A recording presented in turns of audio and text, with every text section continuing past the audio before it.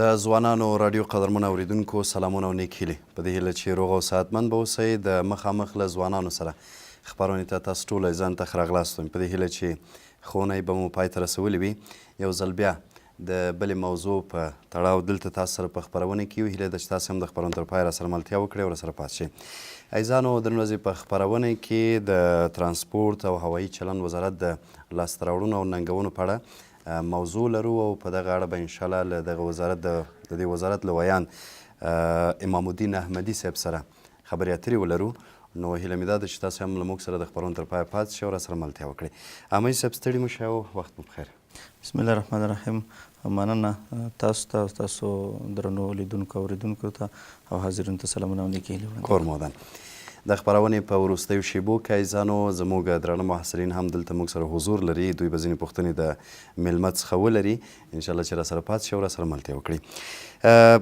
احمدي صاحب لومړی به راشو د ستاسو وزارت د ترانسپورت او هوایي چلند وزارت د یو کال د وروستیو لاسته راوړنو په اړه به له تاسو وپوښتو چې مهمې یو کلنۍ لاسته راوړنې ستاسو څه وي د یو کال لاسته راوړنې خو الحمدلله د ترانسپورت او هوایي چلند وزارت ډېرې لاسته راوړنې درلودې لکه موږ په کلني راپور کې هم ویلې وې خو یو ځل زه بیا هم هغه مهم نقاط ذکر کړم زموږ د ترانسپورت او هوایي چلند وزارت دواړه برخې هم د ملکي هوایي چلند برخه اوس او هم د ځمکني ترانسپورت دا یو ځای ده تر ټولو لویه لاسته راوړنه په هوایي برخه کې زموږ دا وه چې زموږ د هوایي ډګرونه مکمل ډول فلج وو هوایي ترانسپورت زموږ صفر ته راښکته شوی و هیڅ نوع الوتنې نه ترسره کېدې زموږ فضا د هوایي فضا چې کومه ده د ناټو قواو لخوا نظامي اعلان شوې وه نه عبوري الوتنې کېدې او نه افغانستان ته کومې الوتنې راتلې زموږ ټول میدانونه په عموم کې د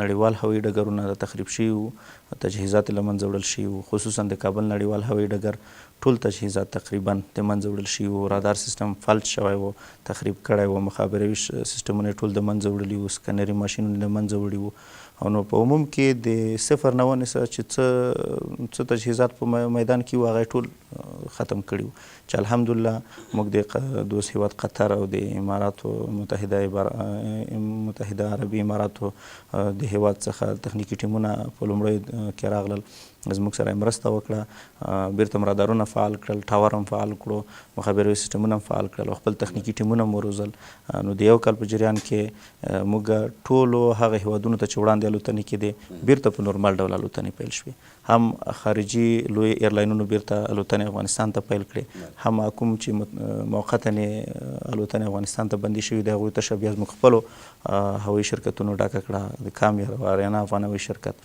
دغه الوتنې لري حتی د ځینو هیوادونو ته وړاندې موږ الوتنې نه درلودې اوس هم شروع کړي دي موږ په هوایي برخه کې ایران ته پاکستان ته ازبکستان ته مسکو ته دوبۍ او ابوظبي ته چین ته هندوستان ته سعودي عربستان ته ترکیې ته او قطر هیواد ته په نورمال ډول الوتنې لرو یعنی قطر ته وړاندې په نورمال الوتنې نه وي اوس الحمدلله قطر ته هم په نورمال ډول الوتنې کېږي نو دا لویه لاسته راوړنه د افغانستان دپاره ده په خپله هم دا کارونه کړي یعنی د خارجي تخنیکي ټیمونه زموږ سره مشورې په ډول موجود وو موږ په دې وتوانېدو چې دغه برخو کې خپل تخنیکي ټیمونه وروزو د ټاور برخه کې خپل تخنیکي ټیمونه وروزو موږ خپل محصلین چې د هوایي چلند انسټیټیوټ څخه فارغ شوي وو دا هم ولېږل بهر ته د نورو زده کړې دپاره د سرټیفیکټونو دپاره ازبکستان هیواد ته ولېږل شول ترکیې ته ولېږل شول مالدیف ته ولېږل شول هغې ځای نه سرټیفای شول بیرته راوګرځېدل الحمدلله اوس په ټولو برخو کې په خپله د اکثریتو فني برخو کې په خپله پر مخ وړو نو دا لوی لاسته راوړنې شپږ ویشت هوایي ډګرونه لرو په افغانستان کې چې دی کې 15 نړیوال دي نورې کورني دي دا ټول فعال دي یو کې هم ستونزه نه لرو عملا الوتنې ترسره کېږي لوی ښارونو ته لکه کندهار مزار شریف هرات دغو ته ورځني یا 2 ورځې بعد الوتنې ترسره کېږي د وړو ښارونو ته چې هوایي ډګرونه پکې دغو ته هم د موسساتو الوتنې ترسره کېږي ورځني یا هفتهوار ډول نو د ترانسپورت او هوایي چلند وزارت په توګه موږ ټول خدمات وړاندې کوی شو الحمدلله وړاندې کېږي ځمکني ترانسپورت په برخه کې هم بدبختانه چې تقریبا 13 کلونو را دېخوا ځمکني ترانسپورت ته بیخي کار نه ده شوی یوازې اوس به هغه انتقادي بڼه به هم وایي به چې صرف انتقاد کوو یوازې غلا پکې شوی په تېر کې تاسو ته به معلومه وي اورېدونکو لیدونکو ته به معلومه وي چې د ترانسپورټي بندرونه به ټول د غلاو مرکزونه و خرڅېدل به الحمدلله اوس یو څوک داسې نشي ثابتولی چې په ټول افغانستان کې د یا د ټرانسپورټ په کوم بندر کې یا د هوایي چلن په کومه برخه کې څوک فساد ثابت کړی شي. د 1 روپۍ فساد الحمدلله نه کېږي. ټول عواید چې راټولېږي ټول دولت خزانې ته ځي. په تېر یو کال کې موږ 6 میلیارده لږ څه کم 6 میلیارده 15.9 میلیارده افغانۍ دولت خزانې ته اچولي دي. دغه موږ عواید راټول کړي وو، په شفاف ډول راټول شوي وو. په اکثر بندرونو کې زموږ نوي مجاهدین هم ګمارلي وو. وختینی ټول مامورین چې موجود وو هغه ټول په خپلو دندو بوخت دي، هغه د دندو څخه نه دي ایسته شوي. تخنیکي کارکوونکي چې موږ دلته ټول په خپلو ځایونو دي هغه دندو څخه نه دي لرې شوي. د ځمکني ټرانسپورټ په برخه کې موږ بل لوی 10 طرحې جوړې کړې وې چې د وزیرانو شورا د خوا نه یو څو وزارتونو ته دا دنده سپارل شوې چې په هغې کې د ټرانسپورټ وزارت و، مالیې وزارت و، کابل ښاروالي وه، همدارنګه د ترافیکو ریاست راسره و، د کورنیو چارو وزارت، اقتصاد وزارت و، تجارت وزارت و. موږ په ګډه یو د وزیرانو شورا د خوا نه دغو وزارتونو ته دنده سپارل شوې وه چې تاسو د ټرانسپورټي ستونزې حل کړئ، ځکه چې بعضې مسایل سره تړلي دي چې مالیې وزارت پکې شامل وي او ترافیک پکې شامل دي، موږ پکې شامل یو. په ګډه طرحې جوړې شوې. وان سټاپ شاپ په نوم چې کومه طرحه جوړه شوې وه د هغې عملي کولو دپاره کار روان ده چې یو موټر چې اسناد ونه لري، فاقد اسناد وي، په عامه اصطلاح د پاکستان لاس وي، دا به څه کوي؟ د دپاره طرحه جوړه شوه، منظوره شوه.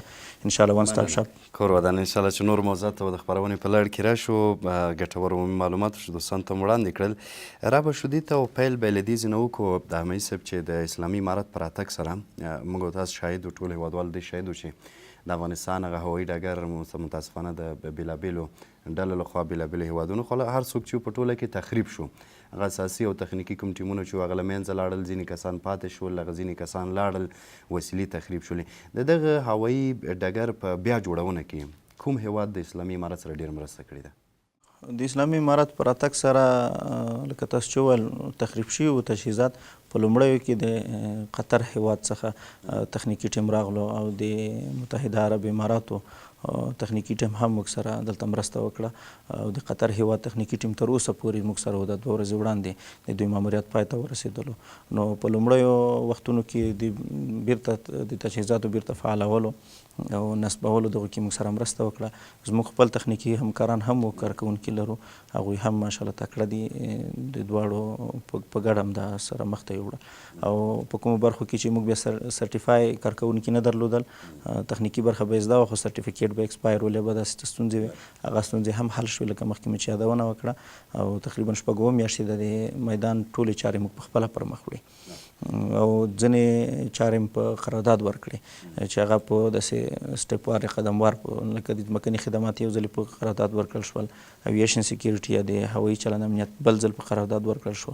وروستی قرارداد چې د 2-3 هفتې وړاندې به تاسو لیدلي وي د میډیا څخه، په هغه قرارداد بیا هم د ګاک د متحده عرب امارات د ګاک کمپنۍ سره وشو د هوایي ټول د هوایي خدماتو د افغانستان په سطحه. نو دا قرارداد هم وشو چې د لویه لاسته راوړنه ده، ډېره سرمایه ګذاري به کېږي په دې کې او د افغانستان چې څه تجهیزات په هوایي ډګرونو کې څه تجهیزات لازم وي دا به ټول د شرکت د خوا نه اخیستل کېږي. که به مشخص ډول اوس یادونه وکړو حمیدي صاحب، دغه د هوایي ډګر څو سلنه دغه ټولې چارې چې د افغانانو په لاس باندې مخ ته ځي؟ ګوره کارکوونکي ټول افغانان دي، مسلکي روزل شوي ټول افغانان دي. دا چې تجهیزات نه لرو، تجهیزات دپاره قرارداد شوی. ګور ما لکه مخکې چې وویل 3 برخې مهمې دي. یوه د ځمکني خدماتو دا هم قرارداد کړی د ګا کمپنۍ سره، په قرارداد کې ورسره ویل شوي چې تخنیکي کارکوونکي به ټول افغانان وي. 6,500 نفر افغانان پکې استخدام شول.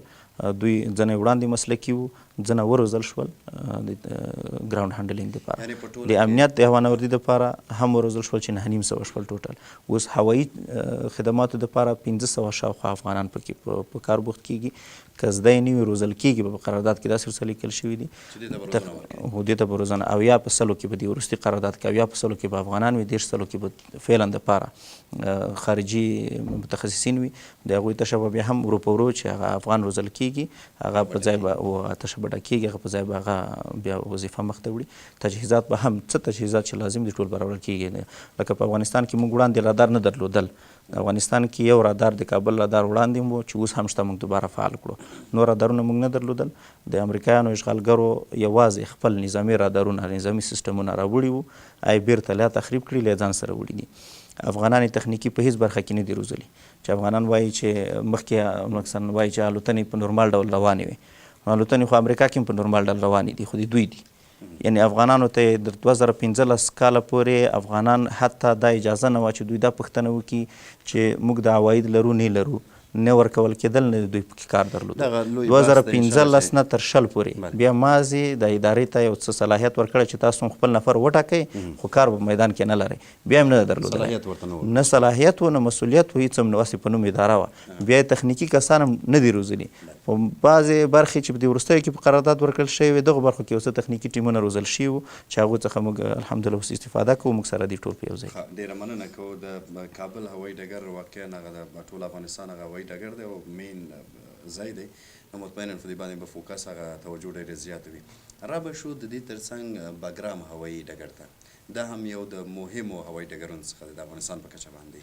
دې لپاره د دې ترمیم لپاره د کار شروع کېدو لپاره اسلامي امارت څه کړي دي ما خو لکه مخکې چې ویل موږ 26 هوایي ډګرونه لرو چې په دغو کې ملکي هوایي ډګرونه موږ پسې مربوط دي د باګرام هوایي ډګر یا په نورو ولایتو کې چې کوم هوایي ډګرونه دي نظامي برخه هوایي قوا پسې اړه لري چې هغه د دفاع وزارت نه ته به معلومات زیات وي نو ځکه چې هلته ملکي الوتنې نه کېږي د پروازونو په اړه یادونه وکړئ تاسو مخکې هم په خبرو باندې په خپلو خبرو کې دا موضوع ته اشاره وکړله چې ځینو هیوادونو چې په تیر نظام کې موږ الوتکې نه درلودلې الوتنې نه وي اوس هغې ته الوتنې پیل شوي لومړی دغه هیوادونو کومونه موږ ته ووایي چې دا کوم هیوادونه دي چې مخکې ورته موږ نه تللو یا پروازونه نه اوس ورته پروازونه پیل شوي دي او نړیوال سره اوس زموږ اړیکې څنګه دي نو د هوایي چلن په برخه کې نړیوال سره زموږ اړیکې ښې دي هېڅ ستونزه نشته ټولو بهرني تیارې راځي بهرنۍ الوتکې راځي د اوس د ایران هیواد درې لوی شرکتونه درې مهم شرکتونه لکه اسمان تابان او کیش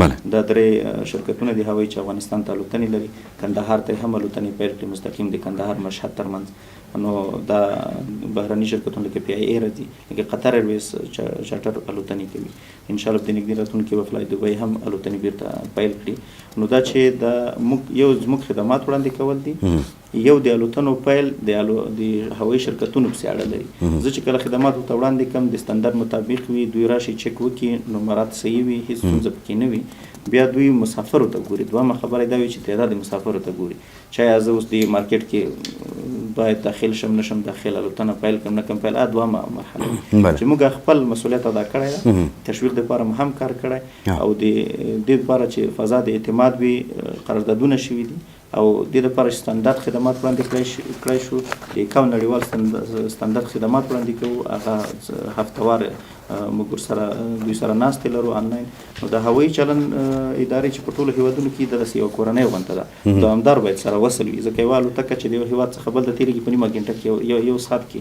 د یو هیواد څخه بل ته تېرېږي یا 2 ساعتو کې نو موږ ټول دوامدار ډول سره وصل یو اړیکې هم الحمدلله ډېرې ښې دي آسیایي هیوادونو الوتکې هم راځي د فضا څخه زموږ د 50 نه تر 100 پورې 40 ساعتونو کې الوتنې عبور کوي چې هغې کې د اروپایي هیوادونو هم شته د امریکایي هیوادونو یعنې د امریکا د لویې وچې هم شته نو ټول آسیایي هیوادونو الوتنې هم کېږي خو د دې دپاره چې بهتر شي خدمات د دې دپاره چې لا خدمات وړاندې کړی شو ښه کار ولرو نو ځکه هم قرارداد کړو کورمادان یو تشویش چې ډیر د خلکو په ذهن کې ګرځي او همیش مثلا ټولنیز رسنیو کې د یادېږي ځینې رسنیو کې په دې باندې بحثونه هم کېږي موږ وایي دغه فضایي واک نه لرو اوس د اسلامي امارت پر راتګ سره په لومړیو کې دغه ستونزې موجودې وي تر کومه پورې دا حل شوي دي تر کومه پورې د افغانستان دغه فضایي حریم د اسلامي امارت د کنټرول لاندې دی د افغانستان ټول فضایي حریم زموږ په خپل کنټرول کې دی ګورې ملکي الوتنې داسې الوتنې دي موږ خو د ټرانسپورټ او ملکي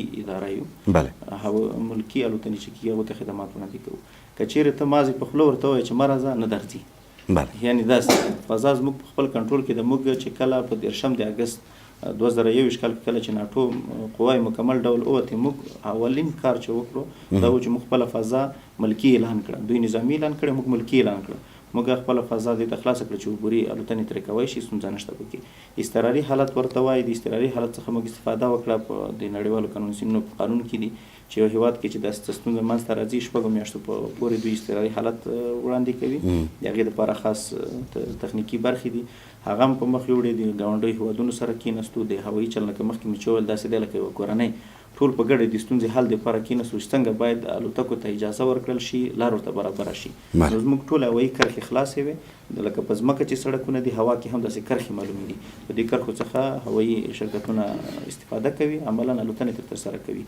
که چیرې زموږ په کنټرول کې نه وای نو دا الوتنې نه ترسره کولې نو الوتنې کېږي. یو نظامي برخه ده، نظامي برخه بیا دفاع هوایي قواو پسې مربوط وي هغه بیا د هغوی څخه چې پوښتنه ډېره مننه کوم. را به شو ځمکني ترانسپورت ته. د ځمکني ترانسپورت په برخه کې مو مهمو هغه لاسته راوړنو ته کې اشاره وکړئ.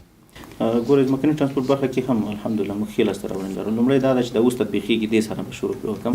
د لویو ښارونو دپاره موږ طرحه جوړه کړې وه چې باید فعال ترانسپورت سیسټم ولرو.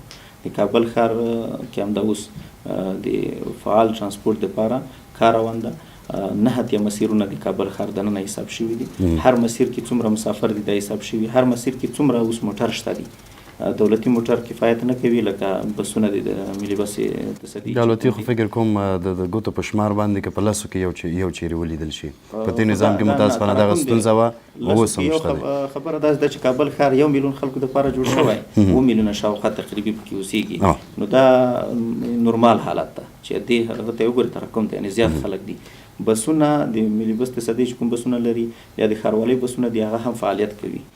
هدف مې په ټوله کې دا وامه زه راکړې زه ته هغه وایم. طرحه جوړه شوې وه داسې چې کوم موټر چې په ښار کې شخصي د خلکو دي لکه مرسیډیس دي لکه پلنکوچ دي لکه کاسټر موټر دي تونس دي دا ټول په دې طرحه کې شامل شول چې دوی به منظم کېږي. هر مسیر کې دوی چلیږي حساب شول چې کوم مسیر کې څومره موټر دي.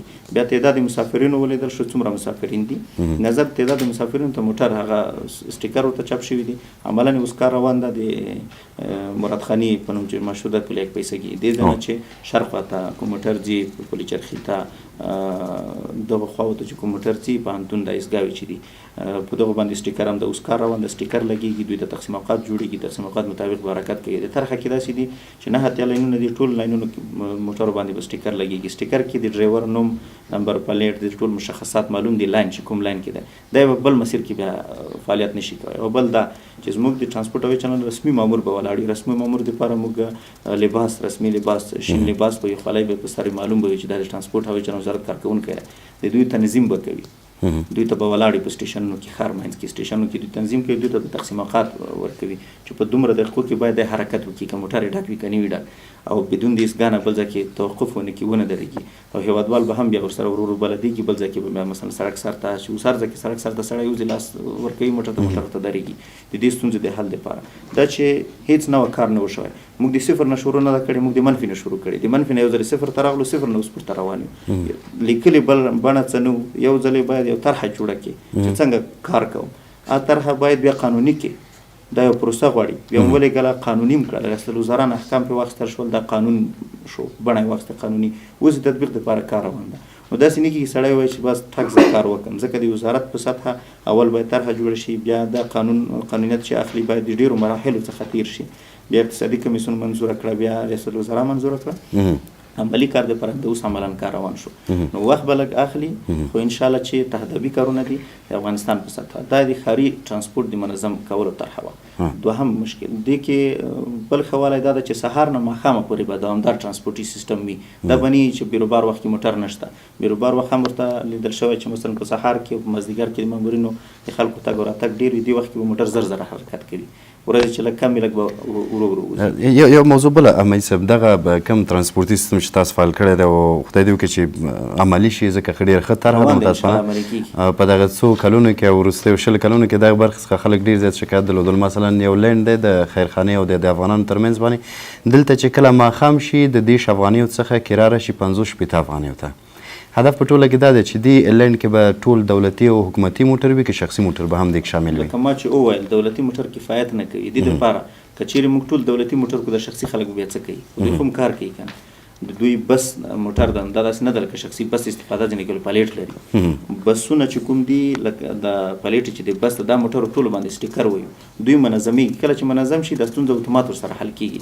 که اوس خو دا وي چې موټر نه وي بس موټر موجود نه وي په شخصي موټر کې خلک خیږي او کرایه هم زیاته ترې غواړي. بیا به هر څومره چې زړه رسمي مامور به ولاړ وي، بس به موجود وي، مکلف به وي، دته به ویل کېږي ته به دومره بجې دلته حاضر وي او په بل مسیر کې د کار نشي کوی. دا خبره هم ده، خو دا تطبیق یې سمه ده چې وخت غواړي، ځکه هم خلک نابلده دي ورسره، هم دا شی په افغانستان کې بیخي وونه نړیوالو نه بیخي لرې پاتې و، نړۍ کې معمول ده خو په افغانستان کې نه وای. نو اوس دا کار ورته کړی لویه لاسته راوړنه ده. انشاءالله هیوادوالو ښاریان به سره همکار وي، په ګډه به دا شی مخته وړو.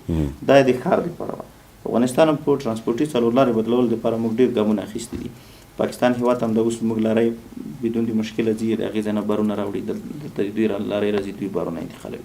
ازبکستان هیواد سره موږ هم د اوس ټرانزیټي ترانسپورټي سیسټم لرو، ټرانزیټي موټر د افغانستان څخه تېرېږي پاکستان ته ځي، زموږ ورځي دوی ته.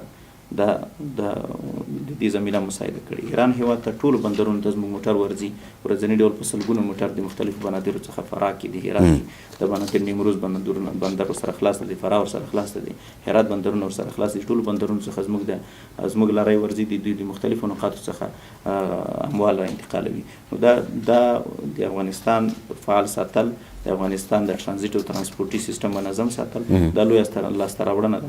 د دوی ټول امنیت تامینول، په بندرونو کې د دوی ستونزو حل کول، د دوی څخه رشوت نه اخیستل. په لویو لارو کې به تاسو لیدلي وو چې په هره پوسته به چې خلک تېرېدل، په لاره کې به 1 لک افغانۍ شاوخوا مجبور هرې پوستې ته پیسې ورکړي، چې رسېدو به د کرایه څخه به هغه رشوت زیات اخیستی و. دا ستونزې مکمل ډول نه زنځیران شته، نه ستونزې شته د امنیت په فضا کې، پیغام د شپې ورځې چلیږي، مشکلات حل دي. د سړکونو مشکلات هم اگر چې د ټولګټو وزارت سیمه مربوط دي، خو موږ سره تړلي یو د بعض شیانو کې، هغه ستونزې هم حل شوي دي. هغه د کاروان د کندهار سړک باندې کاروان ده، دا به هم جوړ شي انشاءالله، جوړېږي. کوم ځایونه چې تخریب شوي دي هغه بېرته رغول کېږي. نو د دې ستونزو په عمومي حل کې الحمدلله ډېر ښه هماهنګي د وزارتونو د ادارو مهمه برخه تطبیق برخه ده چې خدای دې وکړي چې په نن تطبیق دی. ما تاسو ته وویل که نه د اوس ټرانسپورټي سیستم فعال ساتلی دی، تطبیق ده. پاکستان سره مو خبره کړې وه چې په د جلال آباد او د پېښور ترمنځ به د بسو تګ راتګ کوي. دا په 2005 کال کې یو ځل خبره یاده شوې وه، بیا پاتې او موږ اوس بېرته ورسره فعاله کړله. موږ ټرانسپورټي شرکتونه دوی ته پیدا کړل، منظم هم کړل. بسونه د 580 یا 580 چې ورته وایي دغه بسونه چې ټول سهولتونه لري، دا چیکاپ یې وشو، دا بسونه په دې طرحه کې شامل شو، د پروسه کې پاکستان ته ورمعرفي شول. اوس دوی کار کوي، دوی به موږ ته خپل بسونه رامعرفي کوي. د ورځې بیا په جلال آباد کې یو سړی موټر ته خیږي، پېښور کې به کته کېږي، ستونزه به نه لري، نه به لاره کې دی څوک کته کوي، نه قطارونو کې درېږي، او ټول سهولات په نن په بس کې ورته شامل دي. په لاره کې د کته کېدو به د ضرورت نه وي.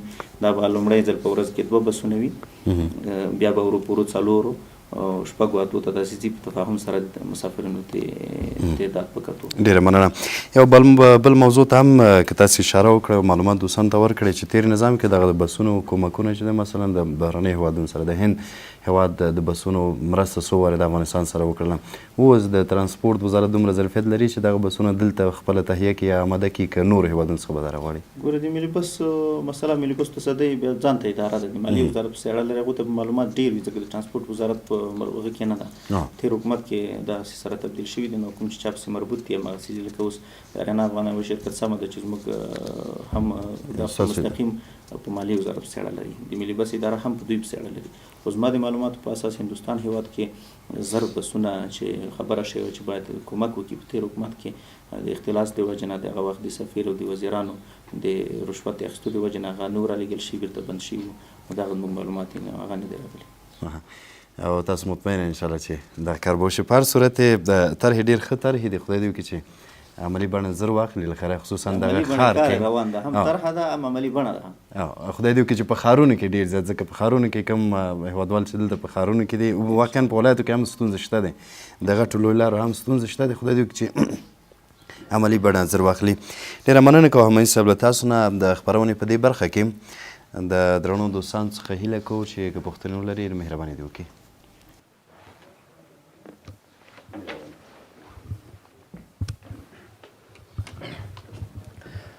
سلام و درود خدمت همه‌تون. مهمان گرامی خیلی خوش آمدید به برنامه. سوالا گرچه زیاد است، چه از شرکت تصدی ملی بس بگوییم یا چه از امو سوالای مهمی که ما یادداشت کردیم از جناب احمدی صاحب پرسان میگم. جناب احمدی صاحب یادآور شد که در حکومت قبلی شرکت هوانوردی یا قرارداد را به شرکت گاگ سپرده بودند، فسادهای خیلی گسترده در جریان داشت. پس چرا در این حکومت با همان شرکت گاگ دوباره قرارداد بسته شد؟ دلیل بر چیست؟ سوال دومی که مربوط به زمینی میشه، اگه وقت باشه که سوال کنم.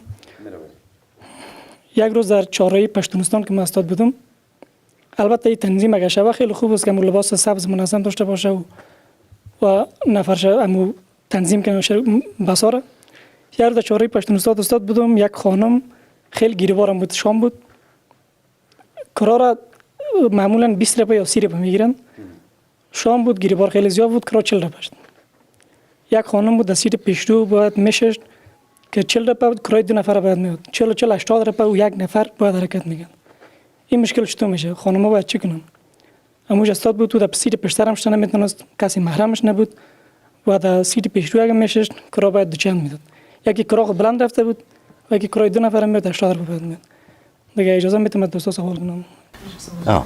این سوال را انشالله که همه سب جواب میتن، بعدا باز به سوال دوم میگم. همه سب میروانی. اول خدا باره ازی که ما شاید دوست ما شاید نفهمیده باشه، ما نگفتیم که شرکت گاگ قبلا فساد کرده بود یا فساد صورت گرفته بود. موضوع فساد هیچ نداره. شرکت گاگ قبلا در میدان هوایی کابل بخش گراوند هندلینگ پیش می برد. ما او قراردادش تمدید کردیم چون تجربه خوبی داشت، اما پس منظرش دیدیم کارهای خوب انجام داده بود، اویش دوباره تمدید کردیم، اما با این شرط هم تمدید نکردیم که دیگر را فرصت ندادیم. پس به اعلان دادیم، شرکت های دیگه هم آفرایش دیدیم، بهترین بود پس برش تمدید کردیم. پس شرکت گاگ خدمات بسیار عالی و اعتبار جهانی بسیار خوب داره و خدمات معیاری را ارائه میکنه. ما امروز قرارداد دوباره صورت گرفته طبق قانون تدارکات افغانستان ضمانت‌ها مانده شد و تمام مراحلی که باید طی میشد و طی کرد. دیگر کشورها هم مثلا قطر، مثلا ترکیه، تیمای تکنیکیشان آمدن با ما، شرکت‌های مختلفشان آمدن امروز ما صحبت کردن، چون ما اعلان کرده بودیم از طریق سایت که بخشای میدان‌های هوایی افغانستان ما می‌خوایم به قرارداد بدیم، ما تیوار خود برشان دادیم. پس مطابق از او با صحبت‌ها شد، 1 سال زمان گرفت. دلیلش بود که ما به منافع ملی خود می‌اندیشیدیم. پس یکی از این شرکت‌ها انتخاب شد، بهترینش انتخاب شد و شرکت گاگ پس منظر بسیار خوب داره، تاریخچه خوب داره، هیچ نوعی تو مشکل و یا چیزی که شما میگین نشده. و دوم درباره از اینکه پشتونستان وقت یا دیدن که کدام قانون کرایه زیاد دادن، به خاطر حل این مشکل ما گفتیم که ما طرح را ساختیم، قانونی ساختیم، اما عملا کارش روان است، وقت گیر خواهد بود، اما از منفی شروع کردیم به صفر، بعدا قدم به قدم پیش میریم. ان شاء الله مشکلات در تطبیق این طرح مشکلات همش حل میشه ان شاء الله. اما این موضوعات سیت پیشروی چند نفر شیشتن و یا کرایه را تطبیقی کرایه که باید بلند نگیره، مربوط به ریاست ترافیک هم میشه. ما با آنها یک جای همکار هستیم. ما برای شهر کابل تقریبا چیزی کم 20 روز میشه لایحه کرایه را برای اولین دفعه در شهر کابل ما ساختیم. لایحه جور شده، با تمام استیشن ها روان شده، اما چون تیل از 40 افغانی به 100 و 130 افغانی رسید، شما در جریان هستیم 2 سال قبل، 1 سال قبل 40-50 افغانی تیل بود و این چون مشکل صرف افغانستان نیست، مشکل جهانی است. تیل بلند رفته، پس با بلند رفتن تیل چون سه چند بلند رفته، کرایه 20 روپیه و 25 یا 30 روپیه بالا شده. این انصاف است، زیاد نیست کرایه. ما که دوباره سنجش هم کردیم، لایحه کرایه ساخته میشه، مواد سوخت موتر مثلا تیل، مثلا موبلایل و دیگه سیال، چیزی که مصارف داره، این تایر و همه چیز پرزجاتش مد نظر گرفته میشه، معاش دریور مد نظر گرفته میشه، بعد از او برش لایحه ساخته میشه که چقدر کرایه باید بگیره. این مد نظر که گرفتیم از این هم کم بلندتر می اومد. پس ما امروز شرکت‌های ترانسپورتی شیشتیم، کرایه مثلا قبلا که 20 بود، حالا یا 30 یا 25 افغانی است. این کرایه نرمال است، اما طالع ما هم باید تیلم ببینه و یگان تو شکایت میکنه که مثلا 130 بود به 100 آمده، ارزان شد. چرا کرایه ارزان نشد؟ خود 40 بود به 100 رفته. ما تیل فعلا که لایحه کرایه را که ساختیم، تیل ما قیمتش 90 افغانی گذاشتیم.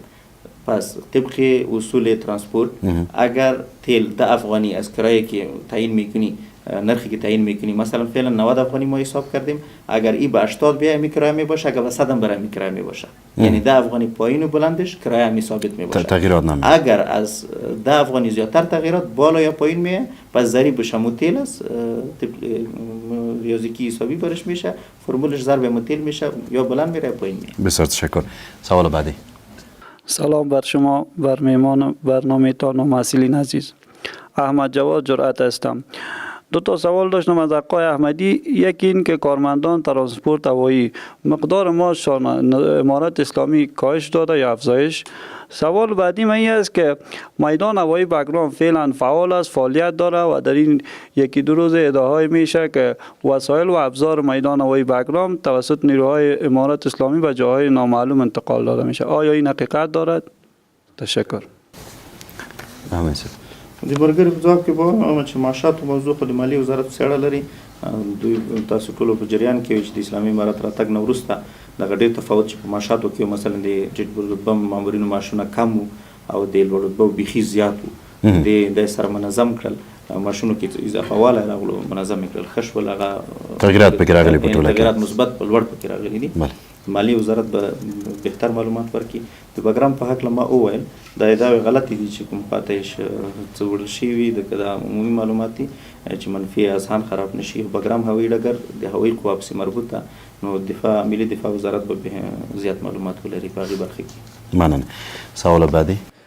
سلام عرض ادب، صفتالله قبادی هستم و یک سلام خاص به میمان عزیز. احمدی صاحب، شما در لابلای صحبت‌هایتان گفتین سیستم رادارهای میدان هوایی و کنترل فضایی فلج بودند. چرا در یک سال حکومت اسلامی افغانستان به این مسئله و بازسازی از این دست به کار نشدن و آیا رفت آمد طیاره های خارجی به افغانستان در طول یک سال ادامه داشت بدون باخبری امارت اسلامی افغانستان یا خیر؟ چون شما یادآور شدین امریکا، کشورهای اروپایی و آسیایی از فضای افغانستان عبور و مرور میکردن. این یک تکس داره از طرف میدانهای هوایی. این بر عواید مالیاتی یک کشور هم خیلی ارزشمند است. و سوال دوم من بوده که شما را از دانشجویان چند قبل شاکی از این بودن که ما میریم به ماستری بر چین و مسئله‌ای که در این باره وجود داشت میفتن که همکاری او شرکت های خصوصی با ما نمیشه و همچنان دولت کدام اقدام بر ما نمیکنه چون عازم کشور چین شان به خاطر ادامه تحصیلشان که ماستری بود. و یک سوال دیگه هم دارم جناب احمدی صاحب. تکس گرفتن از موترهای کنار جاده ای از قانون ترافیکی است که هر موتر یک داره که در کنار جاده در آلات اضطراری استاده شود، ولی مسئولین از حکومت اسلامی تعیین شده که از هر فی موتر الان که 1 ساعت استاده باشه و یا 5 دقیقه تکس مالیاتی میگیره با امو جواز که دارن. این یک مشکل بسیار بزرگ است. در این باره هم کدام راهکارهایی داره حکومت اسلامی یا خیر؟ تشکر. به جواب اولین سوالتان باید بگم سیستم‌های رادار ما گفتم که با برآمدن قوای ناتو تخریب شد. ما دوباره فعال ساختیم، یعنی 1 سال مکمل نرمال پروازها کشورها رو ما حساب کردم و تمام کشورهایی که قبلا پرواز صورت میگرفت صورت میگیره، یعنی نرمال است. این ما ساختیم، فعال ساختیم، سیستم‌های مخابراتی رو فعال ساختیم. کشور دوست قطر در اوایل که ما کمک کرد در بخش تکنیکی، تیم‌های تکنیکی خود آموزش دادیم، پس این مشکل حل کردیم و برای بهتر بودنش قراردادها صورت گرفت که ان شاء الله در آینده ما صاحب سیستم منظم بخش هوایی می باشیم و تمام تجهیزات خواهیم داشت که در 20 یا 40 سال گذشته نداشتیم و ان شاء الله خواهیم داشت. این به خاطر از این کار شده. در بخش از اینکه محصلین به چین میخواستن به ماستری یا به لیسانس برن، نظر به قوانین چین طبق معلومات ما پانتونا اگر یار دوباره بخواهند تا بالی پانتونا نخواسته پروازها به چین کارگو صورت میگیره، اما میتونن که از طریق دبی هم به چین بره. اما مشکلات کرونایشان است یا دیگه مسائل مربوط کشور چین میشه، ما همراهشان همکاری میکنیم. میدان کسی که مجوز سفر داشته باشه کشورها رو ما حساب کردیم، به تمام کشورها پرواز کرده میتونه. اگر به کشور سیومی مثلا به دیگه کشور میره میتونه از طریق ترکیه و یا دبی و یا هندوستان از این طریق بره. قبلا هم میرا بود، از کابل به دبی میرفت، از دبی به کشورهای اروپایی و آسیایی دیگه میرفتن. این مشکل هم حل است ان شاء الله. از طرف ما نیست، از طرف کشور چین با پهنتون خود صحبت کنه. و دیگه درباره کنار جاده گفتن که تکس میگیره، یا از طرف شاروالی طبق قوانین شاروالی این است پارکینگ حاشیوی، این در قوانینشان موجود است در تمام دنیا است. یعنی وقتی که از 5 دقیقه اضافه ایستاد میشی تا 5 دقیقه طبق قوانین ترافیک و ترانسپورت میتونی ایستاد شوی. اما از 5 دقیقه که پارکینگ میکنی، پارک میکنی مطرف ده، باز پارکینگ حاشیه‌ای 90 درجه 45 درجه ای است، دو باز ایستاد میشه و قرارداد داده میشه. قرارداد داده شده بود، اما ای که ما هم ایرا خواستیم و احمدتانای ما هم خواسته، شاید در جریان باشد 3 روز میشه که لغو شده. تمام جاده ها کابل از این پارکینگ ها خلاص شده. ما گفتیم که اینجا باید پارکینگ نباشه، نه ای که تکس بگیره نگیره و علیده مسئله است، چون به خاطر ای که راه بند نشه باید پارکینگ وجود نداشته باشه. این پارکینگ ها مکمل از بین برده شده، از طرف شاروالی امر شده مکمل پارکینگ ها کسی نه پول میگیره و نه کسی پول گرفته نشه. په دغه لویه لار کې چې ځینې مثلا د ننګرهار د کابل لویه لاره باندې ځینې کسان دي مشخص ډول باندې ځینې ځواکونه هم د امارت اسلامي ورسره دي، دوی چې د ځینې روپۍ اخلي، مثلا د شخصي موټر نه اخلي کله کله، خو د لاین د موټر نه ډیل اخلي. دا مربوط د ترانسپورت وزارت کې ګوره په لویو لارو کې چې کوم مسافر تګ راتګ کوي که هغه په شخصي موټر چې کوم دی هغو ته سټیکر لګول شوي دي، کله سپرلی وړي. شخصي خو به ډېر نه وي، دا اکثر به د سپرلی والی. په لویو لارو کې د دوی څخه ترانسپورتي محصول اخیستل کېږي چې هغه د یو ولایت نه بل ته انتقالوي. 3% د دوی د کرایې، یو سړی د په موټر کې 4 نفر کېنولي، 100 افغانۍ کرایه ځینې اخلي. فکر وکړه د دغو کې 3% په سلو کې 3 افغاني چې 12 افغانۍ کېږي. دا موږ د ترانسپورت د قوانینو مطابق د دوی څخه دا محصول اخلو. دا اخیستل پخوا به ځینې زورواکي و په زوره به مثلا همدغه د ننګرهار لار درته ښیم، د یو ځای کې به 2-3 دانې ولوړي. اوس هم فکر کوم یو ځای دی، اوس هم یو چک پاینټ کوم بل ځای کې ووځي، هغه د دپاره چې کنټرول وکړي یو په بل پسې د دپاره به چک پاینټونه وي. دا شته دي ځکه چې د دپاره چې نظارت وکړو، دا چې فساد کچه راټیټوي، نو نظارت دپاره چک پاینټونه به اچوي چې دوی اختلاس نه وي شوی، دې دپاره به وي. مګم داسې چا نه پیسې نه اخیستل کېږي چې زیاتې وي. هغه د محصول پارچه ورکول کېږي 3% په سلو کې 3 افغانۍ.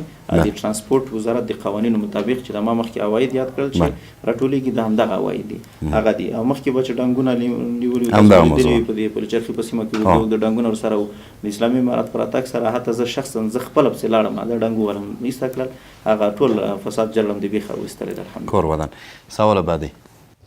سلام، وقت همه بخیر. محمد فرشاد عالمیار هستم. سوال ما از جناب امام الدین احمدی سخنگوی ترانسپورت هوانوردی است که آیا میدان هوایی کابل مسئولیت امنیتش دست نیروهای امارت اسلامی است یا خیر؟ سوال بعدی ما این است که میدان هوایی لوگر فعال گردیده است یا که هنوز هم کار جریان دارد داخلش؟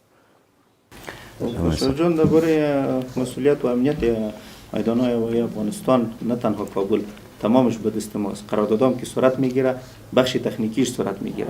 ما هیچ وقت به کسی نه مدیریت کدام بخش به دست میتیم و نه خواهیم داد.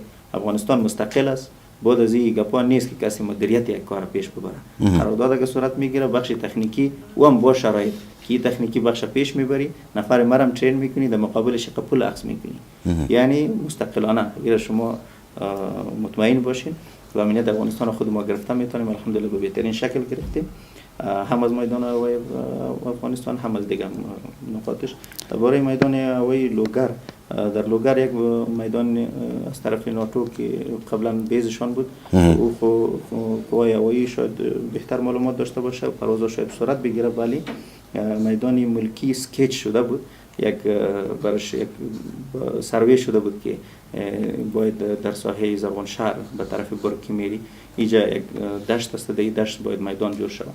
چون فعلا ما میدان ها 26 میدان داریم. اولویت یعنی پلانای لکه په پښتو کې چې وایي محل اوږد محل دری کې به څنګه ویني پیغام دراز مدت کوتاه مدت و دراز مدت پلان ها می باشه.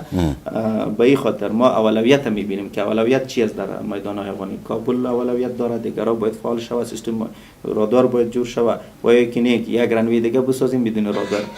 پس او در دراز مدت و میان مدت است.